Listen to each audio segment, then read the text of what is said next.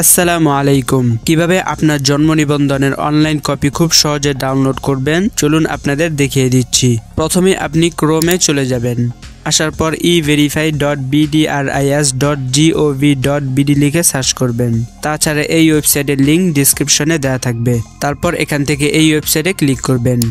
প্রথমেই দেখতে পাচ্ছেন বার্থ রেজিস্ট্রেশন নাম্বার। এখানে মূলত আপনার জন্ম নিবন্ধনের যে নিবন্ধন নাম্বারটা আছে 17 ডিজিটের নাম্বারটা সেটা এখানে বসিয়ে দিতে হবে। আমি নাম্বারটা বসিয়ে দিচ্ছি।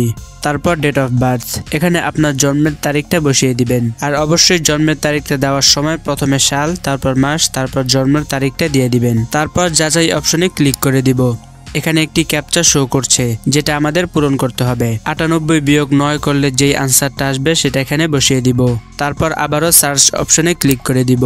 দেখতে পাচ্ছেন সাথে সাথেই আমার জন্ম নিবন্ধনের অনলাইন কপিটা চলে এসেছে। এখন কিভাবে এটা ডাউনলোড করবেন সেটা করার জন্য উপরে 3 ডটে ক্লিক করবেন।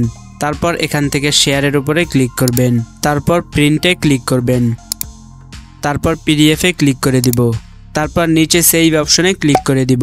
আমাদের পিডিএফ ফাইলটি কিন্তু ডাউনলোড হয়ে গেছে। এখন পিডিএফ ফাইলটি খুঁজে বের করার জন্য আপনার ফোনের ফাইল ম্যানেজারে চলে যাবেন। এখান থেকে ডকুমেন্টসে ক্লিক করব। তারপর সার্চ বার্থ অ্যান্ড ভেরিফিকেশন এই ফাইলে ক্লিক করব।